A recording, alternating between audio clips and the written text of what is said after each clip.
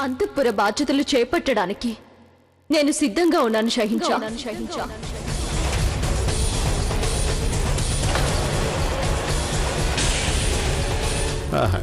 మొగుడిని కొట్టి మొగసాలకెక్కడం అంటే ఇది చివరికి మా మీదే నింద వేస్తున్నారు. అయినప్పటికీ మేము మీకు ఒక సలహా ఇవ్వదలిచాం. ఆ సలహా ఏమిటంటే మీరొకటి మాత్రం గుర్తుంచుకోండి, మీరు పోటీ పడుతున్న వ్యక్తి సామాన్య వ్యక్తి కాదు. రుకయ్య బేగంతో మీరు పోటీ పడబోతున్నారు. మేము అనుభవపూర్వకంగా చెప్తున్నాం జోధా బేగం, వీళ్లకు ఈ గతి పట్టించింది ఎవరు? ఖాన్ సాబ్. వీళ్లు తిరుగుబాటు అనగదొక్కే పనిలో నిమగ్నులై ఉన్నారు. ఆ సందర్భంలోనే ఎవరి వల్ల వీళ్ళకి ఈ గతి పట్టింది అని అడుగుతున్నాం. యువరాజు సుజామల్.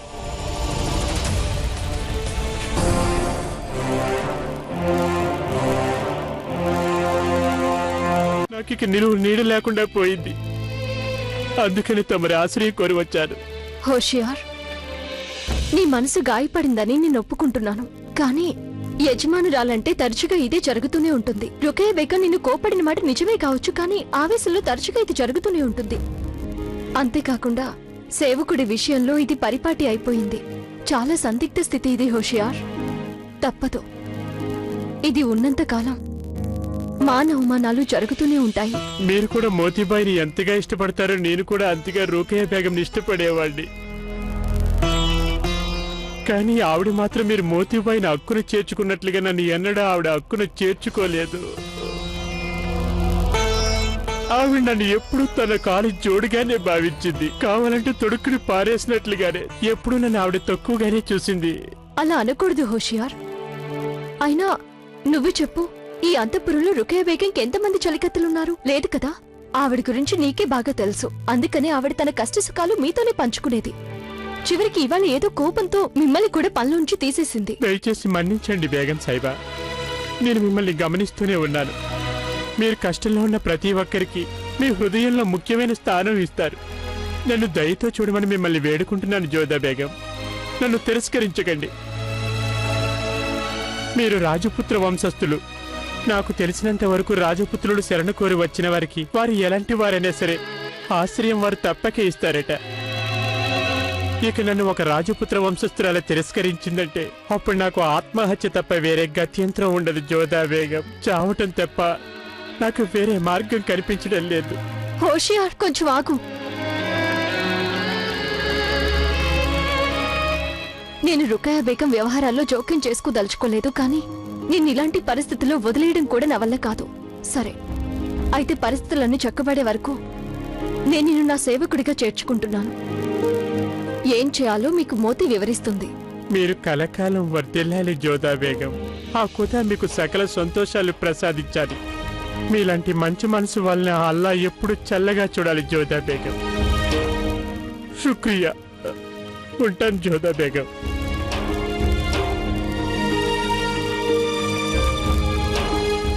నేను మీ పరిస్థితిని అర్థం చేసుకోగలను జోధా, కానీ నా ఉద్దేశంలో మీరు హోషియార్ ఖాన్ని మీ సేవకుడుగా చేసుకుని ఉండకూడదు. కానీ ఇప్పుడున్న స్థితిలో హోషియార్ చేయకూడదు ఏదైనా చేస్తే అమ్మవారు కూడా నన్ను క్షమించబోరు. షెహన్షా గారు తమరికి ఆదేశాలు తెలిపారు. తమరిని మొగలాయి ఆయుధగారానికి రమ్మని చెప్పారు.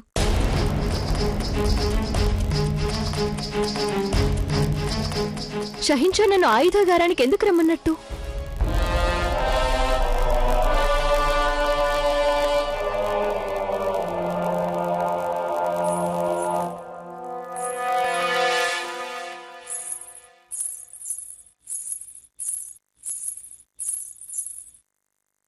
ప్రణామాలు షహింషా.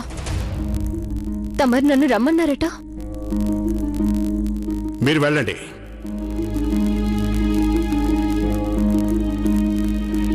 ఆయుధగారానికి ఎందుకు రమ్మన్నారు? అతి త్వరలోనే మనకి ఆయుధాలతో అవసరం రానుంది జోధా బేగం. మీకు తెలియంది ఉంది జోధా బేగం, మేవాణ్ణి శత్రువులు హస్తగతం చేసుకున్నారు. దాని మీద దాడి చేసి స్వాధీనపరుచుకున్నారు. మా సైనికులు ఎందరో మా కోసం తమ ప్రాణాలు అర్పించారు. వారిలో ఇద్దరైతే వరుసకి మాకు అన్నయ్యలవుతారు. ఇది చాలా దుఃఖకరమైన వార్త. భగవంతుడు వారి ఆత్మలకు శాంతి చేకూర్చాలి. వాళ్ళ ఆత్మలు శాంతించాలంటే వారి మరణానికి ముందు ప్రతీకారం తీర్చుకోవాలి జోధా బేగం. ప్రతీకారమా? జోధా బేగం మా వద్దకు పంపిన శవాల్ని మేం చూశాం, వాళ్ళ గాయాల్ని కూడా చూశాం. పైగా ఏంటా పని షహింజా? రక్తం ప్రవహిస్తోంది. మీరేం కంగారు పడకండి, ఏదో కొంచెం రక్తం చెందింది. దీన్ని మేము కావాలని చిందించాం, కానీ దీన్ని మా వీరులు ఏరులుగా కార్చిన రక్తంతో పోలిస్తే ఇది అసలేమీ కాదు. మీరు కొంచెం ధైర్యం వహించండి. మీరే స్వయంగా ఒక మహావీరుడు. యుద్ధం అన్నాక వీరులు వీర స్వర్గం పొందడం చాలా సహజం. అది గర్వపడాల్సిన విషయం. దయచేసి మన్నించండి జోధా బేగం. బహుశా మీ రాజపుత్రుడు ఆ విధంగా అనుకోవచ్చు, కానీ మా మొఘలాయలు అనుకోరు. జోధా బేగం, మేము మిమ్మల్ని ఒకటి అడగదలిచాం.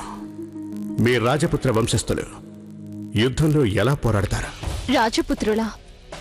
వారు యుద్ధానికి సంబంధించిన ప్రతి నియమాన్ని పాటిస్తారు, గౌరవప్రదంగా పోరాడతారు, అలాగే తమ శత్రువుల్ని కూడా గౌరవంతో చూసుకుంటారు. ఎప్పుడైనా ఏ రాజపుత్రుడైనా శత్రువుని వంచనతో చుట్టుముట్టి అతన్ని వెన్నుపోటు పొడుస్తాడా? అలా ఎన్నటికీ జరగదు. ఒకవేళ ఎవరైనా అలా చేస్తే వాడు పిరికివాడై ఉంటాడు. ఒకవేళ ఏ రాజపుత్రుడైనా అలా చేస్తే తనకి రాజపుత్రుడు అనిపించుకునే అర్హత కూడా ఉండదు. అలాంటి వాణ్ణి కఠినంగా శిక్షించాలి. కానీ ఆ పని మేము తప్పకుండా చేస్తాం. జోధా బేగం, మీకు ఒకటి చెప్పమంటారా? మా వద్దకు చేరిన శవాలను చూస్తే వాళ్ళని వెన్నుపోటు పొడిచి మరీ చంపారు. వాళ్ళని చుట్టుముట్టి వంచనతో హతమార్చడం జరిగింది. ఇప్పుడు ఇక మీరే చెప్పండి, అలాంటి నేరస్తులకి ఏ శిక్ష వేయమంటారో, వాళ్ళ పట్ల ఎలా వ్యవహరించాలో చెప్పండి. అసలు అలాంటి పని చేసిన వారెవరు? ఇలా చేసినవాడు ఒక రాజపుత్రుడని మేము గనక మీతో చెప్తే మీరు నమ్ముతారా? నేనెంత మాత్రం నమ్మలేను. అలా చేసిన వారెవరైనా సరే వాళ్ళని శిక్షించడానికి సర్వ హక్కులు ఉన్నాయి. ఇంత పిరికితనంగా వ్యవహరించిన వ్యక్తి మేవాడ్ నుంచి పారిపోయిన మీ అన్న సుజామల్లని మేం చెప్తే అప్పుడు మీరు ఏమంటారో చెప్పండి.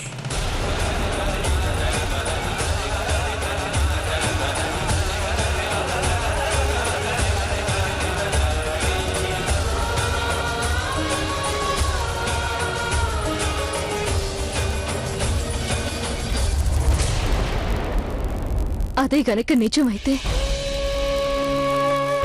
అతను మీ శత్రువే అవుతాడు. అలాంటి వాణ్ణి శిక్షించడానికి మీకు అధికారం ఉంది షహింజా. సుజామల్ ఇదివరకు ఆమీరు సింహాసనం కోసం తిరుగుబాటు చేశాడు, షరీఫుద్దీన్తో కలిసి ద్రోహానికి పాల్పడ్డాడు. ఇప్పుడు రాజకాంక్షతో వాడు మొఘలాయిలని వెన్నుపోటు పొడిచే ప్రయత్నం కూడా చేశాడు. పోన్లేండి, ఈ విషయంలో మేము మీతో ఒకసారి మాట్లాడాలి అనుకున్నాం. ఇలా మీతో మాట్లాడిన తర్వాత ఎంతో ప్రశాంతత చేకూరింది మాకు. మీరు మా సందిగ్ధ పరిస్థితిని తొలగించారు జోధా బేగం. ఇప్పుడు సుజామల్ని శిక్షించమని మేమిచ్చిన ఆదేశాలు తప్పు కాదని మాకు స్పష్టమైంది. శుక్రియా. ఇక మీరు వెళ్ళొచ్చు.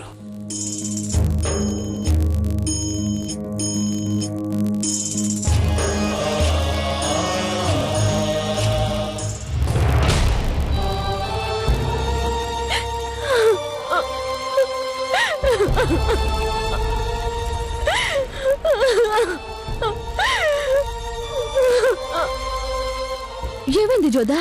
ఇలాంటి పరిస్థితులు నాకే ఎందుకు వస్తాయి మోతి? నా విషయంలోనే ఇలా ఎందుకు జరుగుతుంది? ఏం జరిగింది? సుజామల్ అన్నయ్య. ఏమైంది సుజామల్ యువరాజుకి?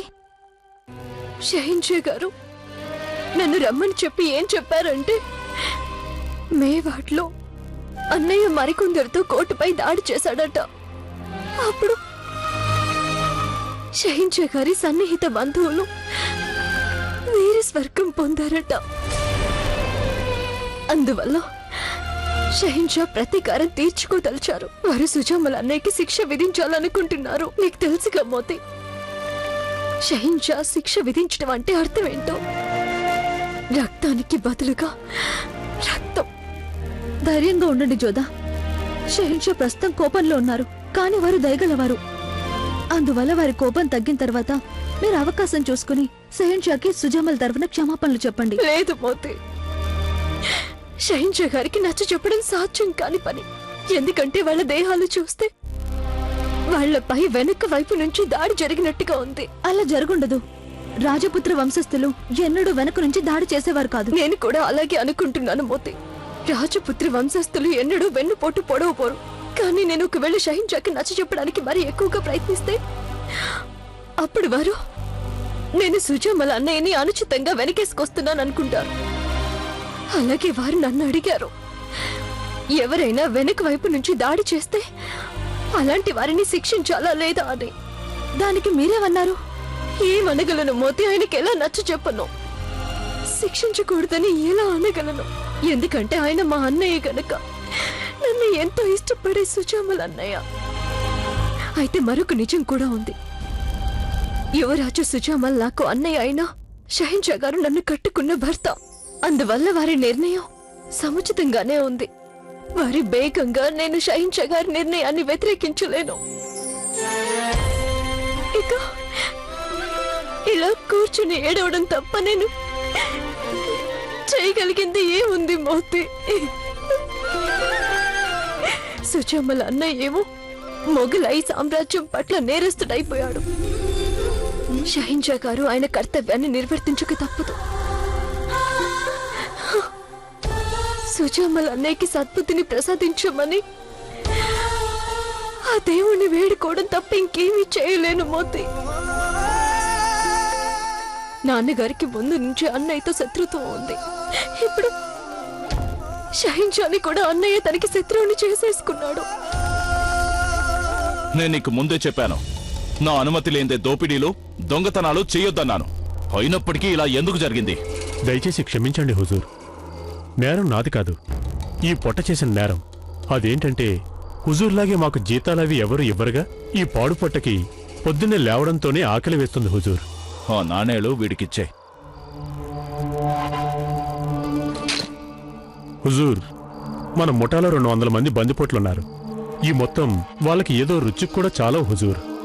మీరు ఎంత కోరుకుంటే అంత మొత్తం అందజేస్తాను. కానీ నేటి నుంచి ఏ దొంగతనాలు దోపిడీలు జరగకూడదు. అర్థమైందా? వీడి మీద కన్నేసి ఉంచు. ఏ ఒక్కరు తప్పు చేసినా మొత్తం అందరినీ హతమార్చేయి.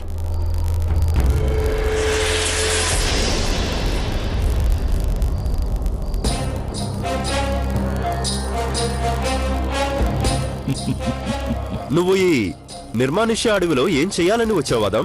అదే ప్రశ్న నేను నిన్ను కూడా అడగొచ్చు. అయితే జవాబు విను. నాకు ఎలాంటి పని పాట లేదు కాబట్టి నా పాత మిత్రుడు ఏం చేస్తున్నాడో నాకు తెలుసుకోవాలనిపించింది. కానీ నాకు మాత్రం చాలా పనులున్నాయి షరీఫుద్దీన్ సాబ్. మీరు ఇలా రికామిగా తిరుగుతున్నారంటే మీకిప్పుడు సుబేదార్ పదవి కూడా పోయింది కదా. ఇక నాకు సెలవు.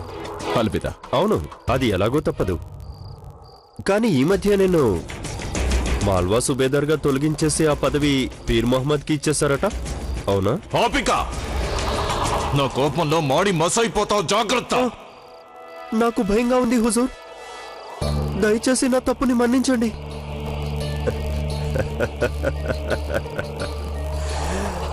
సరేగాని అదం, నీ కొత్త సుబేదార్కి కొంచెం బాగా సేవ చేస్తూ ఉండు. లేదంటే ఇప్పుడున్న పదవి కూడా ఊడిపోవచ్చు.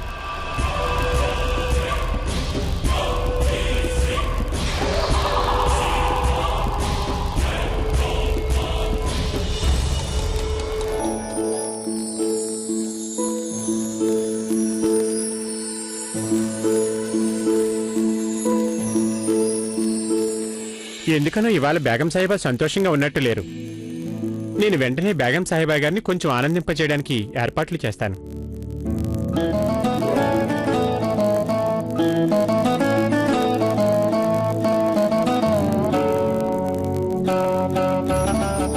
ఇదేంటి హోషియార్? ఒక్క దీన్ని బేగం సాహిబా ఇలా ఆరుబయట పీల్చారంటే బుర్రా మనసు చురుగ్గా పనిచేస్తాయి. తమరలా నవ్వుతున్నారెందుకు? నవ్వకపోతే ఇంకేం చేయను హోషియార్. నేను హుక్కా అసలు ఎన్నడూ పీల్చను. ఇది ఆరోగ్యానికి హాని కలిగిస్తుంది కదా. మరి రోకయ్య బేగం గారు పొద్దున్నే దీన్ని ఆరంభించి రాత్రికి ముగించేసేవారు. వారి కోసం హుక్కా సిద్ధం చేయడం నేను చేసేటటువంటి పనుల్లో ఒకటి.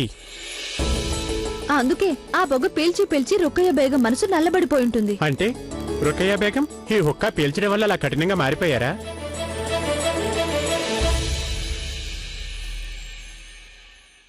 సలాం చౌదా బేగం. రండి, ప్రణామాలు. దయచేయండి. ఇదే మీ అందరికీ నా స్వాగతం. మేం మీకు శుక్రియా చెప్పుకోవాలని వచ్చాం. మీరు ఈ పరీక్షకి నిలవాలని నిర్ణయించుకున్నందుకు శుక్రియా. మీరు ఈ అంతఃపురాన్ని అందరికీ న్యాయం జరిగే చోటుగా మార్చగలరన్న నమ్మకం మా అందరికీ పూర్తిగా ఉంది. యాకుదా ఇంతవరకు ఇలా ఎన్నడూ జరగలేదు. ఏం జరగలేదు హోషియార్? అంతఃపురంలో బేగములు విశిష్ట బేగం చేతుల్లో కీరిబొమ్మలా ఉండేవారు. ఆవిడేమో అంతఃపురాన్ని నీ ఎంతలా నడిపించేవారు. అయినా ఒక్క బేగం కూడా నోరు మెదిపేది కాదు. తీరా ఇప్పుడు చూస్తే బేగంలంతా ఇప్పుడు ధైర్యంగా ఇలా వచ్చేశారు. పైగా వీళ్ళంతా కలిసి బహిరంగంగా జోదా బేగంను బలపరుస్తున్నారు. మీరంతా నా పట్ల చూపిస్తున్న నమ్మకానికి మీ అందరికీ ధన్యవాదాలు. నిజం చెప్పాలంటే ఇదంతా మీ అందరి సహకారం వల్లనే సాధ్యపడుతోంది. లేదంటే ఒంటరిగా నా వల్ల ఏమీ అయ్యేది కాదు.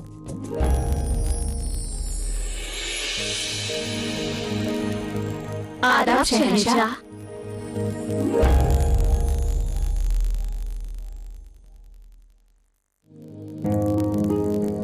ప్రణామాలు షహిన్షా.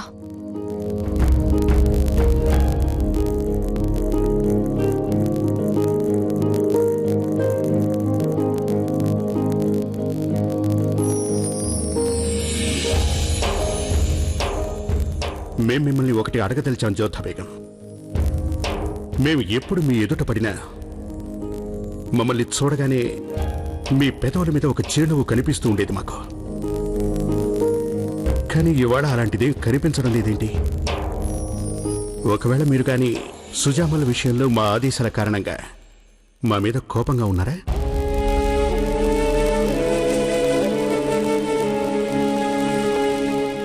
అలాంటిదేమీ లేదు షహిన్షా. మీరు రాజుగా మీ కర్తవ్యాన్ని నిర్వర్తిస్తున్నారు. ఏం చేస్తాం? మేమలా చేయటం తప్పనిసరి అవుతోంది జోధా బేగం. ఎందుకంటే యుద్ధం అన్నాక యుద్ధంలాగే ఉంటుంది. ఈ జీవిత యుద్ధంలో ఎవరు శత్రువులు కారు, మిత్రులు కారు. కానీ యుద్ధంలో గెలవాలి అంటే శత్రువుల తలలు వంచక తప్పదు. మేము ఆశించేది ఏమిటంటే జోధా బేగం, మీరు మా మాట అర్థం చేసుకుంటారని. ఎందుకంటే మా ఉద్దేశంలో ప్రస్తుతం మీరు కూడా యుద్ధంలోనే నిమగ్నురాలై ఉన్నారు. నేనెలాంటి యుద్ధం చేయడం లేదే. ఇది కేవలం అంతఃపుర అధిపతి కోసం జరిగే ఎన్నిక మాత్రమే. అవును, కానీ అది యుద్ధం కంటే ఘోరంగా ఉంది. మీరేదో అన్నట్టున్నారు. మేమేమంటున్నామంటే ఒకవేళ మీరు గనక రుకయ్య బేగంని ఓడించారనుకోండి, ఆ తర్వాత ఏమవుతుంది జోధా బేగం? ఏమవుతుంది? నేను అంతఃపురాన్ని నిర్వర్తిస్తానంతేగా. అంతే కావచ్చు, కానీ అంతఃపుర నిర్వహణ ఎంతో పెద్ద బాధ్యత అవుతుంది జోధా బేగం. అంతఃపుర నిర్వహణ అంటే మీరు మాకు అవసరమైన సౌకర్యాన్ని కల్పించవలసి ఉంటుంది. మేము ఎక్కడికి వెళుతున్నాం, ఎవరితో కలవాలనుకుంటున్నాం, వాటన్నిటికీ మీరు ఏర్పాటు చేయవలసి ఉంటుంది జోధా బేగం. లేదు షహిన్షా, నేను ఆ పనులన్నీ చేయలేను. ఎందుకు? అది మీ బాధ్యతల్లో ఒకటి జోధా బేగం. మీరు ఆ బాధ్యత నెరవేర్చాలి. ఉదాహరణకి ఇద్దరు బేగంలు మా విషయంలో పోట్లాడుకుంటూ ఉన్నారనుకోండి, అప్పుడు మీరే నిర్ణయించాలి ఆ ఇద్దరిలో ఏ బేగం మాతో సమయం గడపాలి అనేది మీరే నిర్ణయించాలి. నేను అంతఃపురాన్ని కేవలం మీ రాత్రుల కోసమే నిర్వహించబోను షహిన్షా. అలాగా? మేము అలాగే అనుకున్నామే. ఏం చేస్తాం, రుకయ్య బేగం నిర్వహణలో మా అలవాట్లు కొంచెం చెడిపోయినట్లున్నాయి జోధా బేగం. మా ఉద్దేశంలో అంతఃపురం కేవలం మా విశ్రాంతి సౌకర్యాల కోసమే అనుకున్నాం. కానీ బహుశా ఇప్పుడదంతా మారిపోయేలా ఉంది. రేపు ఎవరైనా దాసి గాని సేవకురాలు గాని మాతో పొరపాటున మాట్లాడినా, మాకు సేవలు చేసినా మీరు తనని వదలరనుకుంటా జోధా బేగం. అరే, అయినా నేను అలా ఎందుకు చెప్తాను? ఎందుకంటే మీకు నచ్చదు కదా జోధా. ఎవరైనా మాతో మాట్లాడినా, మాకు చేరువుగా వచ్చినా, మమ్మల్ని వాళ్ళు ఆకర్షించాలనుకున్నా నచ్చదుగా. అలా ఎవరు చెప్పారు మీకు? అలాంటిదేమీ లేదు. ఎవరు చెప్పక్కర్లేదు జోధా బేగం. బేనజీర్ విషయంలో ఇది స్వయంగా మేము గ్రహించాలండి.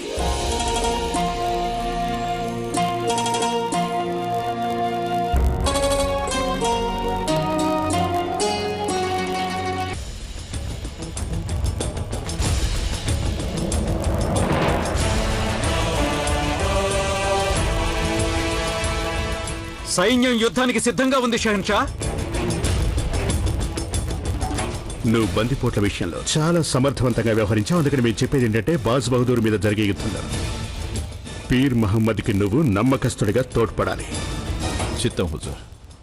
ఇక పీర్ మహమ్మద్ సాబ్, మీకు మేము చెప్పేది ఏమిటంటే ఈ తిరుగుబాటును ఎలా అణగదొక్కాలంటే ఇకపై మొఘలాయి పతాకాన్ని ధిక్కరించే సాహసం ఎవడూ చేయకూడదు. మళ్ళీ ఇంకోసారి మాల్వాలో ఎలాంటి గొడవ జరగటం మాకు ఇష్టం లేదు. అలాంటి పరిస్థితి ఏనాడు రాబోదు హుజూర్. ఆదాం, ఇదే సరైన సమయం.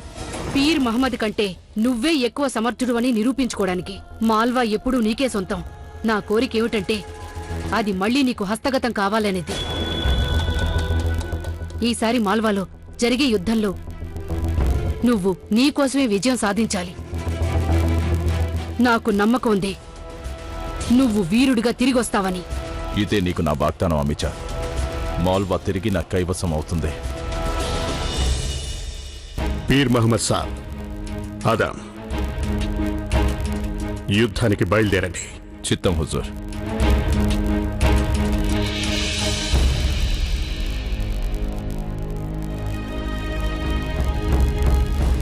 ఖాన్ సాబ్, ఆజ్ఞ హుజూర్. మాల్వా సంగతి పీర్ మహమ్మద్ గారు చూసుకుంటారు, కానీ మేవాడ్ సంగతులు ఏమైనట్టు? మాకు ఎట్టి పరిస్థితుల్లోనూ మేవాడు కావాలి. అలాగే సుజామల్ని సంఖ్యలతో మేం చూడదలిచాం. అలాగే మాకు వాడు ముఖాముఖి కనిపించి తీరాలి. అది ప్రాణాలతో కానీ లేక శవంగా కానీ. ఆజ్ఞ పాటించబడుతుంది హుజూర్.